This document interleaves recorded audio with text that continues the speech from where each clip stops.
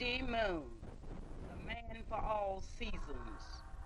This special is part of the Clara Luper special that is brought to you tonight by the Liberty National Bank, a member of FDIC, the Otwell's Grocery Store located on 11th and Northeastern, and the First State Bank of Oklahoma City, a member of the FDIC.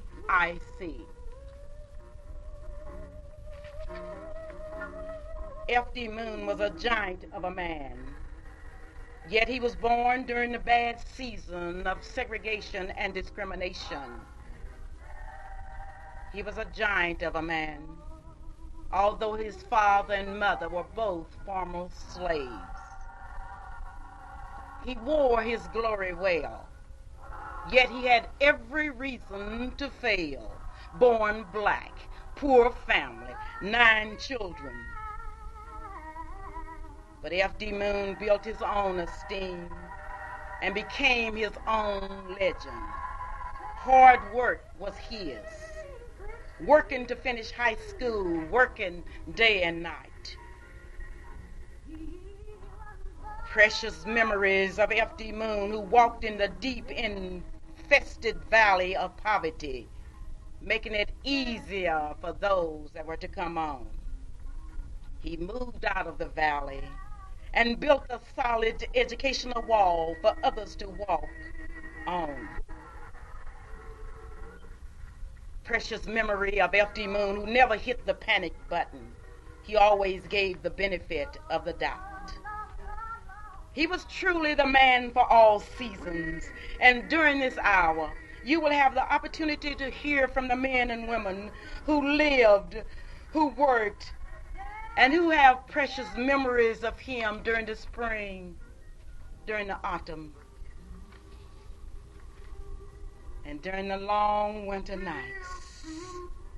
We are happy to present F.D. Moon, the man of all seasons, and with me tonight is Ben Tipton.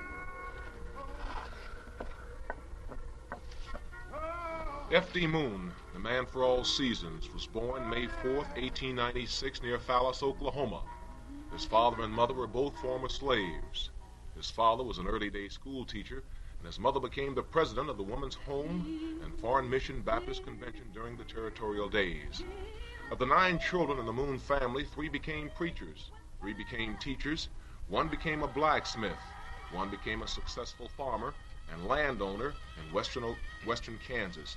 1 became a successful doctor. F.D. Moon received his B.S. degree at Langston University and received his master's degree from the University of Chicago. He began his teaching career as head teacher of a 2-teacher school at Crescent, Oklahoma in October 1921.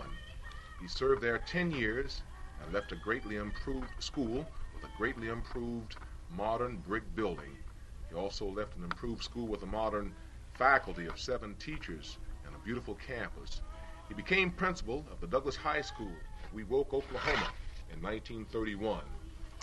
F.D. Moon, the man for all seasons, has brought us to remember and to be remembered with warmth and large satisfaction in the boundless spirit that he presented. In many ways, we honor ourselves by being here, by sharing our knowledge of F.D. Moon with thousands of people out in Radio Land, by expressing our appreciation to God for revealing so many vital and enduring achievements in the life of one man. In many ways tonight, we shall understand more fully the phrase of Scripture which states, "Their works do follow them." So tonight, let us now sing the praises of famous men, the heroes of our nation's history, through whom the Lord established renown and revealed his majesty in each succeeding age. F.D. Moon won fame in his generation and made us intellectually richer and stronger by his presence. And tonight we're here. We are here, Ben, along with other men and women that are here tonight, to say thank you, God, for the life of F.D. Moon. We have as our first guest tonight a young lady who had the opportunity to work as a teacher with Dr. Moon. How are you this evening, Mrs. Moore? Fine, thank you. How are you? I'm fine tonight. I know that you have had the experience of working with Dr. Moon. Tell me about it. Yes, I have. this was one of the most invigorating experiences I have ever had. As I applied for the job, and during the interview, Mr. Moon told me that if I ever wanted to succeed, I would have to work hard. He encouraged all of his teachers to excel.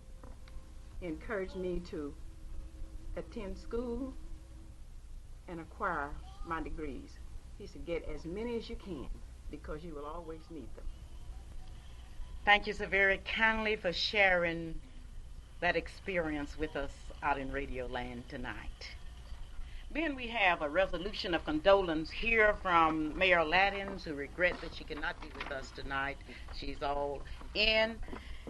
And I would like to have you read this resolution in order that the citizens in Oklahoma City can see what Mayor Latins and this city thought of Dr. Moon. A resolution of condolence. Whereas on Tuesday, December 16, 1975, there passed from this life Dr. F.D. Moon, and whereas Dr. Moon was a longtime civic leader and educator, serving as principal of Douglas High School for 21 years, was a member of the Oklahoma City School Board, and served in this capacity of president, was president of Langston University Alumni Association, served as vice chairman of the Urban Renewal Authority, and was the first black president of Oklahoma City Urban League. And whereas Dr. F.D. Moon Junior High School was named in his honor in 1954, and whereas his distinguished services were recognized through his selection to be listed in Who's Who in American Education, Who's Who in the Southwest, and in Leaders in American Education. Now therefore be it resolved that the mayor, the council, and the citizens of the city of Oklahoma City do hereby express their sincere sympathies and condolences to the family of Dr. F.D. Moon for what must be a truly great loss. Adopted by the council and approved by the mayor of the city of Oklahoma City the 16th day of December 1975. F.D. Moon was truly the man for all seasons. And tonight I have brought here the principal of the Grant High School, Mr. Jake Diggs. How are you tonight? Fine, how are you? Jake, in what areas did you work with Dr. Moon? Practically in every area. I started with Dr. Moon in 1947 as a science teacher and coach. It was during that time that we had quite a long talk, and Dr. Moon gave me some good pointers, I consider good pointers. He told me that he wanted me to continue going to school, get my master's first of all, and to work hard, and if I thought I could work with children, he felt that he could use me at Douglas High School as a teacher and a coach. And so I stayed there from 47 until 73. What advice did he give you after you became a principal? He was always interested in how I was getting along because I think he felt that he helped me get to the place that I was. He was encouraging in every way.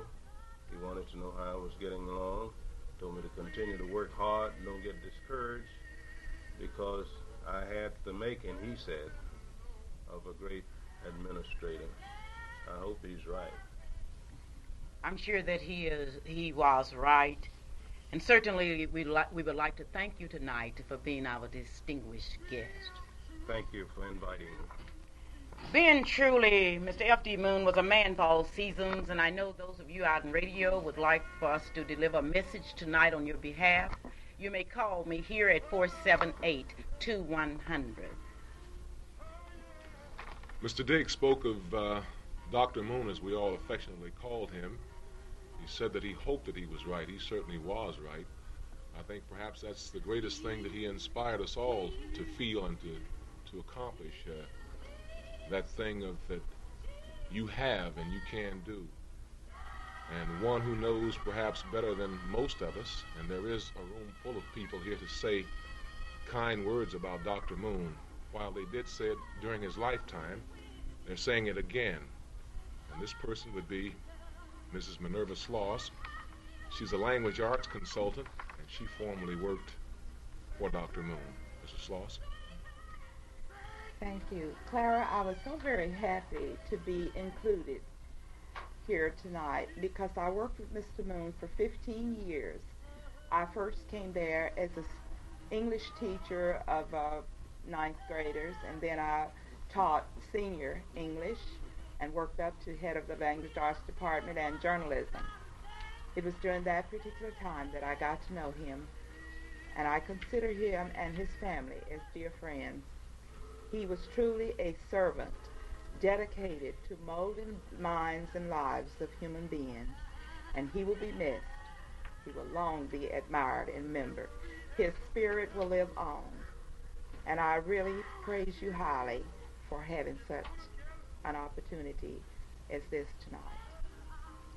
Thank you, Minerva. Funeral services for Dr. Moon will be held Saturday at 11 a.m. at the Tabernacle Baptist Church. We're talking tonight about a man for all seasons, Dr. F.D. Moon. I'd been expecting a young man that probably know more about Mr. Moon than anyone. Because if you really want to know about a man, you've got to ask a person that lives in the same neighborhood as a man. So in searching for someone to be here tonight, I asked the Dean of Religion as far as Oklahoma City Ben to come here tonight. No one else but the Honorable Reverend J.D. Provost, who lives on 8th Street and has lived there for years. Reverend J.D. Provost, how are you tonight? How are you feeling tonight, sir? Fine, my madam. How are you? I'm feeling fine, and I'm so happy that you are here to be with us tonight. Yes, ma'am. In fact, we couldn't have had this without you. Now, you are a neighbor. You were a neighbor of Dr. F.D. Moon, and I want you to tell in your own words how you felt about him as a neighbor. In 1940, Dr. Moon sought my advice concerning his buying the property west of me. It was at that time just a small shotgun house, 3 rooms, and a vacant lot west of it. He asked me how I would feel about having him as a neighbor. I advised him to buy the property and welcome him as a neighbor. From that time on, we always referred to each other as neighbor. He was the second black property owner in that block, I being the first one there. And I bought there 1917. As fine a neighbor as we were to each other, he were never in and out of each other's house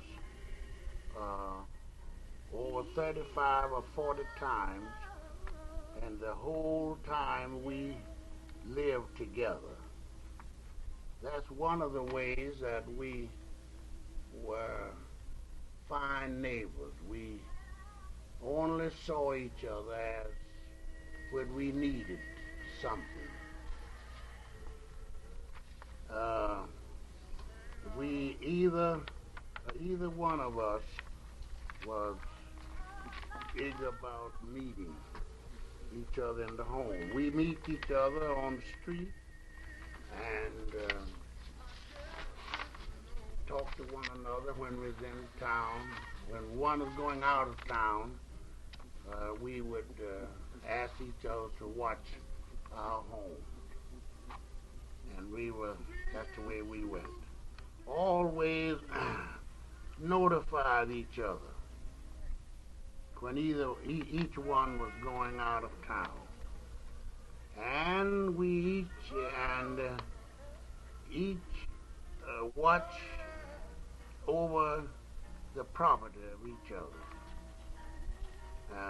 One of the ways that we kept as neighbor, when he would do something to his place, cut his yard, fix the fence, I'd watch mine and do the same. And really, I've never lived, even at home or anywhere, any better than I've lived with Dr. Moon. He's one of the finest neighbors I've ever seen. God bless his memory in every way. Thank you so much for being a part of this special tonight in which we are thanking God for the memory of Mr. F.D. Moon. Speaking earlier, as we did, about some of the highlights of Dr. Moon's career, during the 9 years he spent in Wewoka, the number in the graduating class more than doubled. The holding power of the school increased. The number of buses transporting pupils to Wewoka was increased from 2 to 5. The faculty was increased from 17 to 22. An auditorium, a library, and 8 classrooms were added. The outstanding achievement during his Wewoka administration was the accreditation of the Douglas High School by the North Central Association. It was the 3rd school for Negroes in Oklahoma accredited, and it was just 1 year later than Oklahoma City. In Oklahoma City, there was replacement of teachers and considerable confusion in securing the rating. In Wewoka, it represented the culmination of a 4-year plan, so no teacher was replaced, and the entire community was happy because of the achievement. Mr. Moon had been re-elected for the 10th time when he was elected principal of Douglas High School on June 7, 1940. Mr. Watkins, welcome. As we call you Brother Bird tonight, we could not have had this without you. We knew that you had the opportunity to work with Dr. Moon as a teacher. Is that correct? Yes, that's right. What were you teaching then? I was teaching social studies, Negro history, economics, psychology. You were teaching, what a combination, I'm telling you. But you're a very versatile person. Now, I know the Moon family is real close to you. Yes. And before I go into Dr. Moon with you, I know 3 weeks ago we were at your church at a funeral service of Dr. E.C. Moon, his brother. Yes. It was at that time you gave some very encouraging words, and they meant so much to so many of us. And I want to thank you for those words. Thank you. Now I want to know, what did you really think of Dr. Moon? Well, I known Dr. Moon, worked with him for really 33 years. I was with him at Douglas for 13, and then as principal at Dunbar, I was there for 20. And the thing that impressed me mostly about him was that he would assign a teacher to a job and then leave that teacher to work out his own salvation. He had infinite trust in those whom he assigned to a job. As probably everybody knows, that's why they call me Brother Bert. I worked with the Hawaii Club there at Douglas, and we put out the little school paper, the Douglas Informer, and very often we would have to stay there all night long to get out the paper for Friday. And I see several of the people around here who worked with us at that time. And staying there so long when he first came, well, he wasn't sure what might be taking place up there in 303. And so I would notice him up walking around the hallways and so forth and so on. And he didn't tell me until long after I had left Douglas that he was frightened about what might be going on between me and the girls and between the boys and the girls. But he said he would do this, that if he would call, my mother would call and say, "Where's my daughter?" Say, "Well, she's up there with Mr. Watkins." And then he said, "Well, okay, that's okay." And that's the way it was all the years. And any teacher that he assigned to a job, he left it to that teacher to work it out. When I left Douglas to go to Dunbar, incidentally on his recommendation, he had this to say to me: "If you will only work as hard at Dunbar as you have worked here with me and be as loyal to your teachers as you have been loyal to me and Douglas, I'm quite sure you will be successful there. Over the years, I found him to be a person of integrity, honesty, and genuinely humble. It was a pleasure and a privilege to work with him. Thank you so much, Brother Burt. F.D. Moon built his own esteem and became his own legend. And we are here tonight with precious memories of Dr. F.D. Moon. This is a Clara Luper special tonight. F.D. Moon, the man for all seasons. Ben Tipton and I have been talking to some of the people that knew Dr. Moon during the seasons of his life. And I would like to say tonight that we're very fortunate to have Ben with us because he's getting ready to leave us. And probably tonight will be his farewell voice on radio. And Ben, it was so very kind of you. And I think that's the greatest tribute that we could pay to Dr. Moon tonight. To know that you on your way to Detroit would take time out of your busy schedule to be here. I thank you for asking me to be a part, Mrs. Luper, because Dr. Moon was my principal, and so have each of the individuals who've been before this microphone been my teachers. Brother Burt, Mr. Diggs was my coach, my teacher, and so was Mrs. Moore. And while I didn't have the same experiences with Dr. Moon that they had, I have some very memorable ones. I was on the receiving end of what was variously described as the Green Hornet, the Red Rider, and such instruments of correction, things that gave me direction. And I truly feel that were it not for him and the things that he stood for, I certainly wouldn't be sitting here beside you and in front of this microphone. I remember most vividly after a very serious incident involving myself and my career, that Dr. Moon gave me a phone call and he says, "I've been watching you." He says, "and I've been waiting to see you make your move." And he says, "I'm very proud to see that you picked yourself up, because all of us get knocked down many, many times. And you picked yourself up." And he says, "and now I think you're ready to go." So I thank you for allowing me to be a part. I know, Dr. Moon, I know how happy you must be tonight to know that you're here. In some way, I believe that heaven becomes a little closer to us. Ben, you're going away. You're going to Detroit. Is that right? Yes, that's right. When are you leaving? Well, my last broadcast day will be Saturday on Channel 5. I will report, and I also have a show, Black Review, to do for Saturday, and I will anchor the news Saturday, and at that time I say my farewell. Tonight, we're bringing to you a historical special because history is being made here tonight. Never before in the history of this city has a man been so honored as Dr. Moon is being honored here tonight. And we have brought with us a young man who's had the opportunity to work in a different season with Dr. Moon. How are you tonight, Dr. Jess Lindley? Very fine, Mrs. Luper. I appreciate so much the opportunity to be here. And you had the opportunity to work with Dr. Moon. Will you share some experiences with us?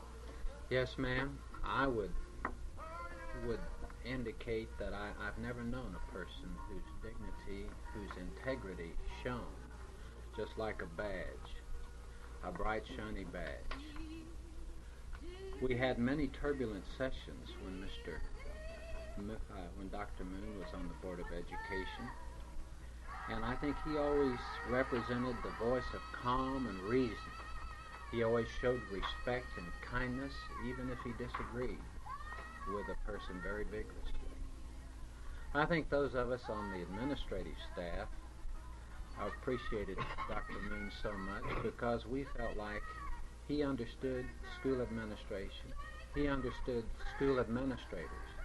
I think he was truly a school administrators Board of Education member.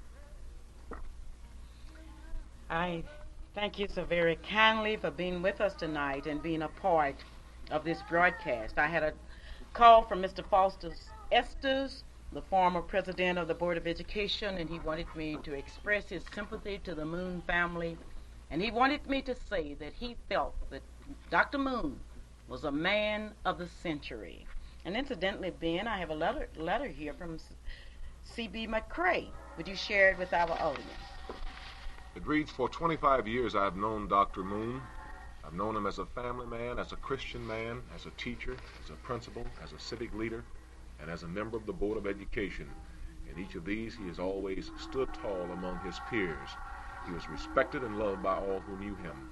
I've always loved him for his kindness, his fairness, his unselfishness, his generosity, and his love for all mankind. He was a great man. He loved his God and his church. Dr. Moon had a purpose in life, and this purpose was for the betterment of his people. In this he was successful. Many times as we visited, he would recall the many students who had graduated from Douglas High School and had made a success in life. He was as proud of their success as if they were his own achievements. Yes, we will all miss him, but he has left his footprints for us to follow in the spirit of the Christmas season. We should be grateful and rejoice that we've had the privilege of knowing and working with Dr. F.D. Moon.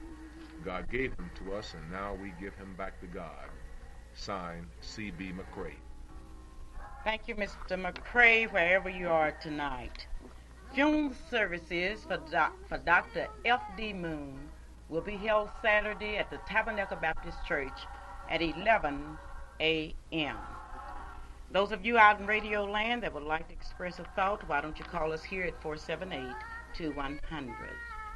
Speaking of men that have walked in Dr. Moon's footsteps, I have here today Dr. John Sadbury. How are you? I'm fine tonight, Mrs. Luper. How are you? Fine, sir, and I would like to congratulate you. What's your title now at the Board of Education? I'm the director of high schools. You're the director of high schools. That is correct. Whatever that means, you're the director of high schools, and I would like to congratulate you. Thank you. But I've invited you here tonight because I know that you had the opportunity to work with Dr. Moon. And I want you to share your experiences with us. Mrs. Luper, it's kind of you to invite me to come. I did not have an employee-employer relationship with Dr. Moon, only in one instance, and that was when he served as president of the Board of Education. However, I have had some unusual working relationships with him. As I listen at the music in the background, I can attest to the fact that my memories of Dr. Moon are precious memories. I recall in 1948 when I assumed my first principalship, I had an opportunity to attend a professional meeting. And of course, there were some of the older principals there who were sharing some unusual academic experiences that they had by attending meetings. And at that time, a young principal experienced difficulties in getting permission to get away from the routine of the school. So this was voiced in this meeting. And Dr. Moon came to me and asked if he could be of some service in communicating with my superintendent to call to his attention the advisability of providing this vicarious exposure for me. He wrote the superintendent and said, "He is a young man, I believe, with promise, who needs a chance to grow, and who apparently has the potential of becoming a good administrator." Within 2 days, my superintendent called me and told me not only that I have the privilege of attending the next professional meeting, but from that point on, I could attend all professional meetings. And of course, that has continued over the years. So I do have precious memories of Dr. Moon. I wrote my own formula for leadership, and I think Dr. Moon surely fits into that formula, maybe at the top of that formula. I think a leader should be perceptive, and when I say perceptive, He needs to see things to do, and Dr. Moon was always able to see things to do. He also has to be an organizer, I feel. And I've had so many opportunities to observe his organizational patterns. Then he has to be able to motivate people. And I don't know of anybody who's any better than Dr. Moon in motivating people. Then after motivating people, you got to be willing to evaluate what you do and be amenable to change. And of course, Dr. Moon was always able and willing to hear the other person's point of view and make adjustments if he felt those adjustments could be substantiated. Thank you so very kindly for being with us tonight. Tonight we are bringing you a special, one of the series of specials, F.D. Moon, the man of all seasons. And certainly tonight we've invited those people that had the opportunity to be with him during certain seasons of his life. How are you tonight, Mrs. York? Just fine, Clara, and you? I'm fine tonight. It was very kind of you to come.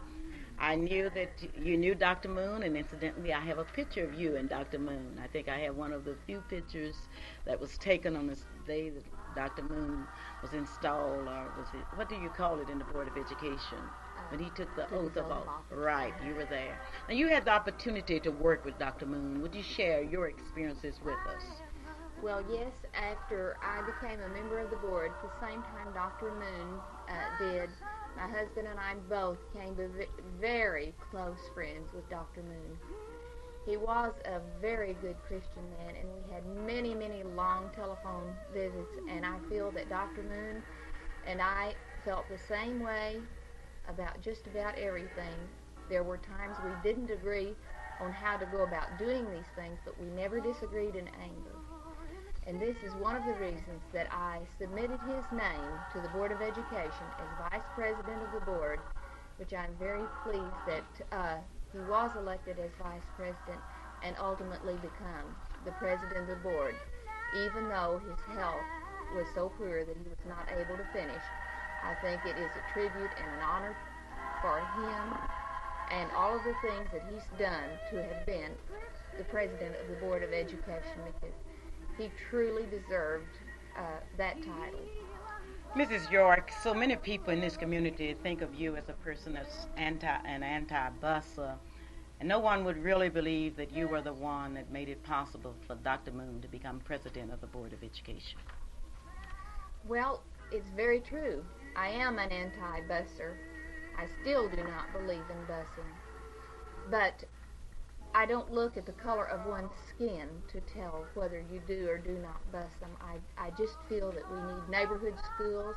This is the only way that Dr. Moon and I ever disagreed, is he felt that we had to achieve this integration through busing, and I felt we didn't. We both knew that we needed integration, but disagreed on how it should come about. In spite of the fact that you disagreed with Dr. Moon, you had respect for him. Very, very much so. In fact, as we went to Anaheim for the school board convention, I think one that we were the closest to there was Dr. and Mrs. Moon. We helped them on and off the bus, traveling the many miles from the airport to on to Anaheim, and I think they were very appreciative of that, and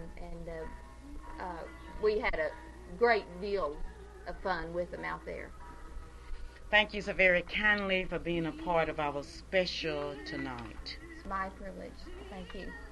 Ben, we have talked to people in education, but we want to look at Dr. Moon from a community standpoint, and that's why we've invited guests who, now we're going to, Dr. Lilliot is here, the president of Central State University, but we're saving him for a little later on, Ben. So we're going to talk to Mr. Carter from the YMCA.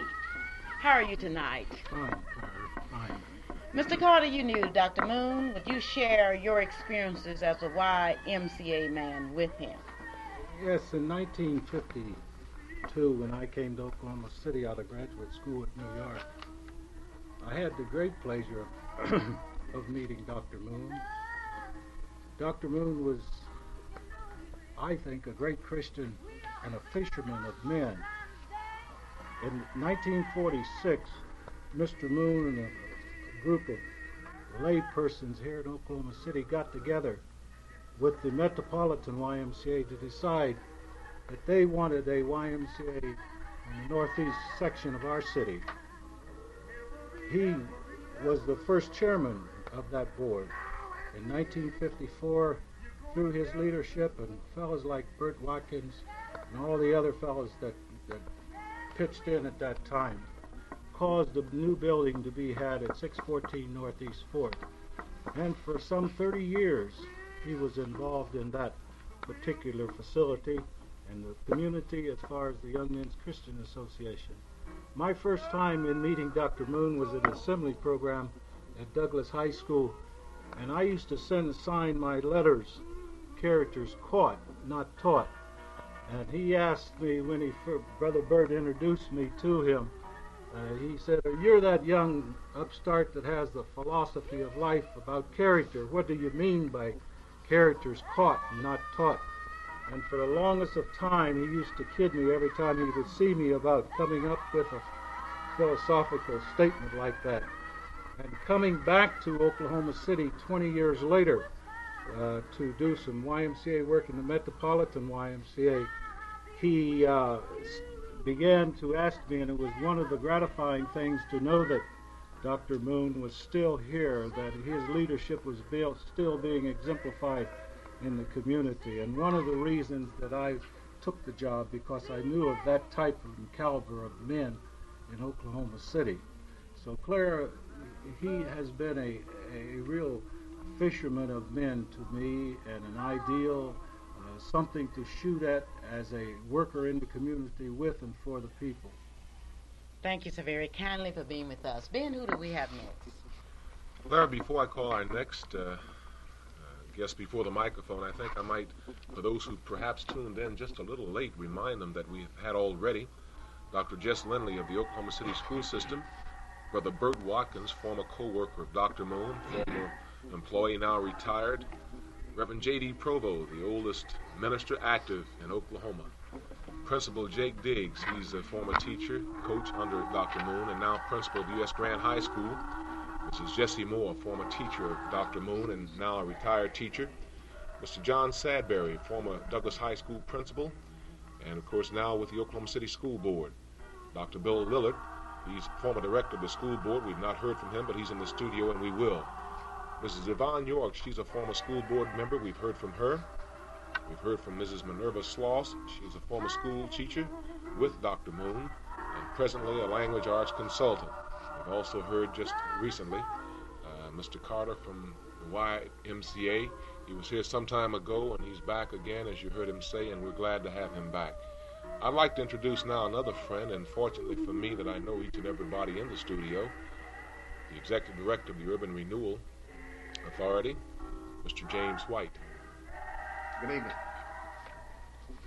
Mr. White, you have had the opportunity to know Dr. Moon during a different season, a season of serving on the Urban Renewal Board. Is that right? That's right, Mrs. Luper. Dr. Moon, as a commissioner of the Urban Renewal Authority, was my employer. He was a part of the commission when I was hired in 1965. What did you think of him as a man? Man has many frailties. They manifest themselves in many ways. Some of them are greed, and some of them are lust. Some of them are prejudices. I believe probably of all the men that I've had the privilege of working with and knowing during my lifetime, Dr. Moon certainly hid if he had any of those frailties. I was always very proud to be associated with him. I believe in the 9 years that he served on our commission, he taught those of us on the staff more of sociology, if you please, and understanding, and gave us directions that without any fear of contradiction raised our particular work out of chaos to unity. Mr. White, I want to tell you something. You've been very kind to come here and share these thoughts with us. Clara, I'm flattered and honored to be here this evening. Thank you so very kindly. Mr. F.D. Moon, the man for all seasons. And at this time, I'm happy to introduce to our radio audience the proud president of Central State University and a former superintendent of schools for the Oklahoma City school system, Dr. Bill Lilliard. How do you do, sir? Mrs. Luper, it's really a pleasure and honor to be here tonight. Well, I've invited you here because I knew that you knew Dr. Moon during a different season of his life. I had the pleasure of knowing Dr. Moon for over 20 years, beginning with the time a very young, inexperienced classroom teacher took the cheerleaders from Capitol Hill High School over to Douglas High School for an exchange assembly in the football game of the century when Capitol Hill and Douglas played for the first time. I knew Dr. Moon as a principal. I knew him as a board member. I knew him as president of the board, and I certainly count him as one of my closest friends. He was extremely calm and fair and kind, but he had a dedication to issues, and when those issues were raised, he would discuss them with emotion, with sincerity, but also with fairness. I think one of the proudest moments of my life was the fact that the last of September this year, when Dr. Moon was not in good health, he accepted the invitation to attend my inauguration as president of Central State University. And that was the last time I saw Dr. Moon and visited with him. We used to always greet each other with, I think, the comment, "My good friend." That's the way we always greeted each other. And he was a gentleman that I had respect for and that I could say sir to, because I think he deserved it and he had earned it. And I know that Oklahoma City will be different without Dr. Moon being on the scene. But we all know it is so much better because Dr. Moon was here. Tonight, history is being made. When in the history of this state have you seen so many men and women that have come to pay a tribute to a great man? Dr. Lilliard, you're very kind. Thank you so very kindly. Thank you. Ben, we have talked about Dr. Moon, but tonight to really talk about him, I've invited someone from the religious community. You know, the history of black people must be the history of the church. And we want to know, what about Dr. Moon as a churchman, a religious leader? I know his pastor, Dr. Perry, is ill and cannot be here tonight. But you are here, and I want you to tell me about Dr. Moon as a religious man and also about his involvement with the coalition. Sister Clara, I certainly want to express Dr. E. Jennings Perry's regret that he's not able to be here tonight because of his illness. But it's a pleasure indeed for me to be here to say these words relative to Dr. Moon and his Christian religious background. You know, Dr. Moon was indeed, in my opinion, one of the most disciplined, dedicated, honest, courageous men I have ever met. He was indeed committed to any cause to which he involved himself in. He was at ease and had good rapport with all the ministers across the state, irrespective to their denominational connections. And so, when we would have our various meetings, he would be in attendance. And when he finally finished up his work at Douglas High School, the Oklahoma Baptist State Convention elected him first as a public relations director. He served that capacity for approximately 2 years and was then elected as executive secretary treasurer of the Oklahoma Baptist State Convention. He served in that capacity 5 years. And then, of course, he was elected as director of development for the Oklahoma Baptist and led us in developing a youth recreational ground out at Burgess Camp for the benefit of all the youth in the state of Oklahoma.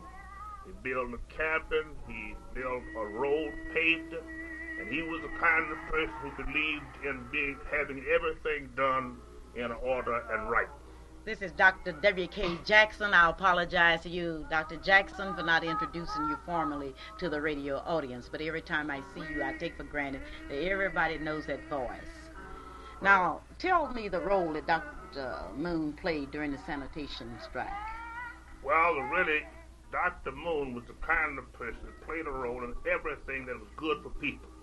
And during the Sanitation Strike, I suggested that he would not really become as active as he did become, because I felt that these parades and marches really didn't fit his character. And he said, well, now, you know, if you're going to furnish some leadership here, I must get out of the street and walk with you. So he did this. He was treasurer of the Coalition of Civic Leadership, and on that Black Friday, he marched all the way. At first, I suggested he would get out alive, but he said, I must keep on marching.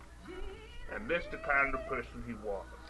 Dr. Jackson, he marched many times with us during the sit-in movement.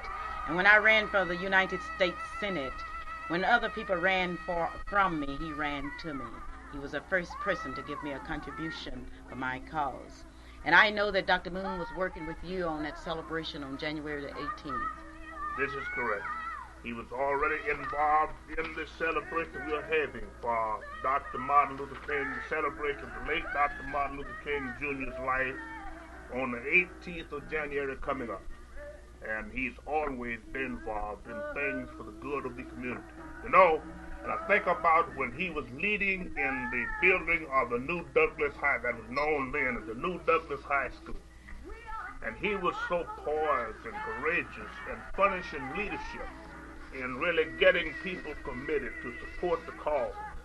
And finally, when the school was built and we entered the building, the people were so elated over it, they wanted to give him a trip around the world. So they got together then and gave him a trip in the Near East and the Holy Land. And he came back making a report about his religious experiences, what he observed on that trip. Mr. Todd and Mr. Washington would like to be with us tonight, but they could not. And they would like to express their sympathy to the family. That's Mr. Todd and Washington from the Todd and Washington Auto Repair, 1319 Northeast 23rd Street in Oklahoma City, Oklahoma. We are talking about F.D. Moon, the man for all seasons. And thank you so very kindly, Dr. Jackson. Thank you, Ms. Clinton. We've been talking to people, and now we go into the students. We have with us a student that I always like to see, to watch Dr. Moon and Cecil Williams. That was something to watch, because Cecil Williams would give any teacher a headache, and Dr. Moon was no exception. Tell me about it, Cecil. Oh, I heard Ben was talking about the rubber tube that he used, and I was in the car, and I said, well, I got to go out there and tell him about the tube he used on me. And I guess I used to marvel over the history of Dr. Moon attending Langston, and where it took Dr. Moon not that long to graduate from school. I guess it took me a little long. But one of the things I marvel over, and I can remember very vivid, and I was in Miss J.J. Moore's commercial cooking class. I was president of the commercial cooking class. And one day I happened to, and some youngsters probably wouldn't know that, one day I happened to steal a couple of the pies. And Dr. Moon and I was hiding one, and Flint Brown was hiding one in the locker room, and Dr. Moon happened to come up on the locker room and say, boys, what are you, this way you talk, I always like the young man. He says, son, what do you got in your locker room? I thought, nothing, Dr. Moon. He said, I'm going to get Mr. Jenkins. About that time, Mr. Jenkins walked up, and he said to Miss Moore, he said, how many pies did he steal? He said, he didn't steal a half a pie. Mr. Jenkins, he stole the entire pie. And I'm going to get it. So anyway, we had our little confrontation, and remember the time Claude Denmark and Cornelius Lewis we were getting ready to play football, and we weren't going to go to class. And he happened to, just so happened, he had that little funny walk, and the places where you wouldn't think he'd be, he would be, and he'd come down the hallway, and he called Denmark and Cornelius Lewis. And these individuals, I want to say this to them, and they said Claude Denmark would probably be a dropout and wouldn't go no further than 8th grade. Claude got his master's from the University of Oklahoma back in '72. And I guess Dr. Moon has instilled something in me because I'm working on mine now at the University of Oklahoma. How long did it take you to get your BA? It took me 21 years. I know Mr. Moon used to tease you about that all the time. Yeah, Dr. Moon said, son, he said, the last time we had a conversation, I guess it was after the garbage strike, and I met him. He asked me was I going to run for the Board of Education. I told him, no, I think I was retired from that and decided to get into out of politics into business. And he said, well, whatever you do, like him again, whatever you do, son, you will be a good. Because I had the opportunity to work on both your head and your behind. And I think that spoke well of him because he did. He got it through my behind to go to my head. And the same thing happened to Alec Jones from Wewoka, who called me and told me that Mr. Moon used to whip him, and consequently he's not in prison today. Maybe that's a lesson for some of us today that's in the professional field, but the parents have stopped that, so we can't do that anymore. Cecil, was so very kind of you to come here and be with us tonight. Well, I was remember when he ran for office, I was his campaign manager when he ran for board, and I've always enjoyed Dr. Moon. I wish there was a lot of Dr. Moons around to instill the head and the behind, because some of us really need it. And thank you so very kindly, Cecil. And Ben, who do we have now? Thank you very much. Clara, before I introduce the next person that will address our microphone, I want to agree with Cecil. He's very correct. Dr. Moon was all of the kind things that everybody has said about him, but he was also very stern. And he didn't take a lot of things that some of the teachers in the school system today have to take. He didn't think twice about putting the tube on you, and he would call your folks and tell them that that's what he was about to do. One thing that I would like to say, just in case I don't get a chance to come back to the microphone, he said something else too that I can never forget. He was the first person that I can ever remember calling me Mr. He called me Mr., but he called all the other students Mr. too, and he called the ladies Miss. And that was his way of doing you. He would say to you, before he disciplined you, Mr. Tipton, you will have to have 5 or 10 or you will have to go home. And it's a good feeling to be called Mr., and as I say, he was the first to call me that. I'd like to present Roshan Magnus. Thank you, and first allow me to acknowledge my gratitude to you, Ms. Luper, for asking me here this evening. Yes, Dr. Fredrick Douglas Moon, a black pioneer in Oklahoma education, has passed away. His deeds and illustrious career has spanned 5 decades in Oklahoma education. Yes, indeed, a pioneer he was. His achievements included serving as the first black member of the Oklahoma City School Board. Later, he stepped higher as the first black president of the Oklahoma City School Board. But I think it was as the principal of many high schools in Oklahoma City that I believed he enjoyed the most. He served with vigor and vitality, for he saw a supreme purpose in helping the children, especially the black children, in our black community. And he once said, I like history, and I like to read. Newspapers, magazines, books. So I've read a lot of it, and I've lived through a lot of Oklahoma history. There's been much progress, but there's still much to be done. Indeed, he spoke truly. We, the younger generation of the black community, salute Dr. Moon and deeply mourn his passing. Thank you, Roshan, and now, Ronnie Sweeney. I'd like to thank you, Miss Luper, for inviting me here tonight. And Dr. Moon was a great gentleman. Although Dr. Moon is no longer with us, his teaching still lives. It is up to us, the young people, to carry on his teachings, to keep alive his ideas, and to put these ideas to practice. And to that, we, the recipients of his heritage, vow to do. And now from Kelvin Mitchell. Thank you, Mrs. Luper and Mr. Tipton. We, the youth of the state of Oklahoma, would first like to thank God for sending us such a man as F.D. Moon. The youth of this state will always remember his dreams and his memories, his precious memories. Thank you.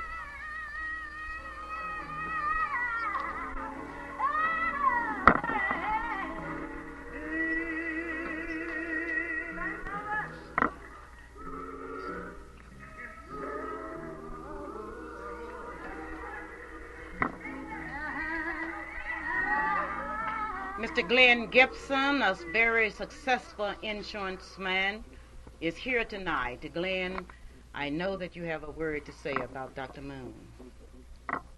Ms. Luper, there's so many things I'd like to say, so many things has already been said, and I guess we could talk for years and not touch on all the things that Mr. Moon stood for and the ways that he went about helping students and touching people in the community and things of that nature. And I can remember some words that he gave me when he gave me a first job in Oklahoma City. He came out of his office and told me he had 45 applications on his desk, and I could have the job if I wanted it. And he told me that I had been laying my bridges, even though I didn't realize, from high school and college and so forth. And it is truly grateful that we were able to work with and under an individual such as Mr. Moon. And you must excuse me if I don't say doctor, because Mr. is respect and doctor is a title. And this is what we've heard all along is the respect that Mr. Moon just demanded. Thank you so very kindly. Ben, how's it been? I'd like to say the gentleman that you just had on the microphone, Glenn Gibson, was, of course, the basketball coach and athletic director at Langston University, and an outstanding athlete himself at Douglas High School and then later at the University of Arkansas Pine Bluff, and he also happened to have been my roommate there, and I'm glad to hear him say those kind things about Dr. Moon.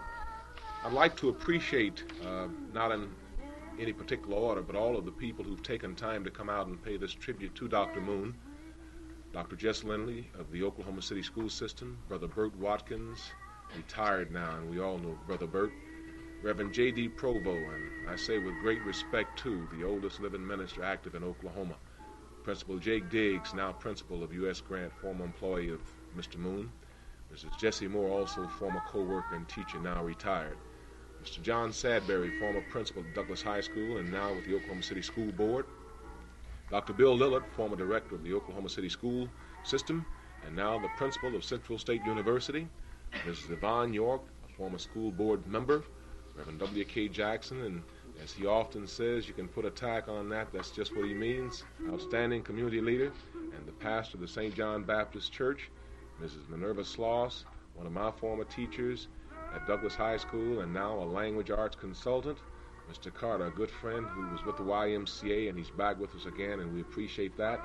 Mr. James White, Executive Director of the Urban Renewal Authority, good friend, high school friend, Cecil Williams, black businessman, and Sean Magnus, young person, Brownie Sweeney, young person, Calvin Mitchell, young people who came out to pay tribute, and finally Glenn Gibson. And thank you, Mrs. Luper, for having me. Ben, I also want to remind you that we will not be going off until the next 15 minutes. We've just had a call here in which they have asked us to give a little more detail and a little more time. So I think that's quite commendable, don't you? Very much so. You know, it's really great tonight. History has been made. It's never before in the history of this state have you had so many people giving and paying respect to a man for his contribution. We've talked about the man in education, religion, and community involvement. I think we need to talk about him in NACP. And who could do that any better than Cecil Williams, who has been with NACP a long time. Cecil, you knew Dr. Moon as an NACP person. Yes, Clara, I knew Dr. Moon in a lot of roles. You know, I said that because he was the type of, like Glenn them said, a doctor, a mister. He was a mother, a lawyer, a doctor. He was just about everything to me. Come from Warner Grove. He encouraged me to stay in school. I think that would be the key to it. And talking about NAACP, he encouraged me to join the NAACP and the labor movement.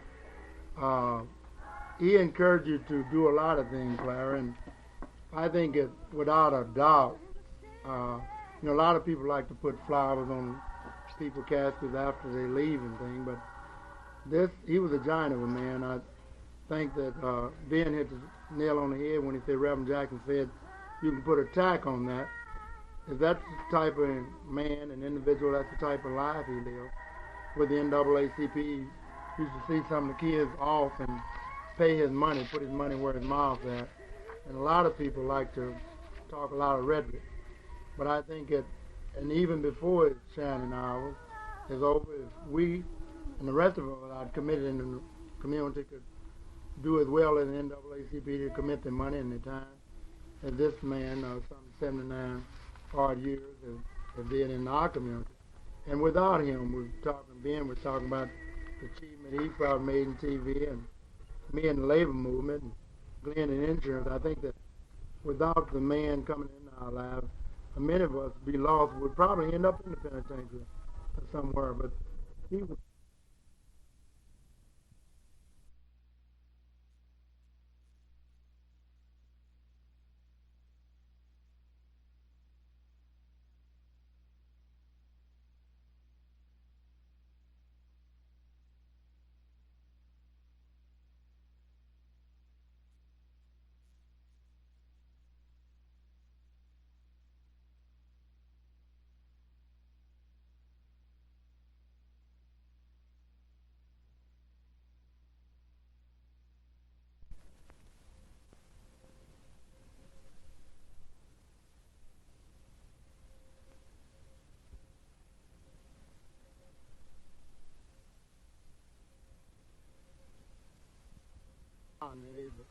Very off, and that's my son, name, Sidney.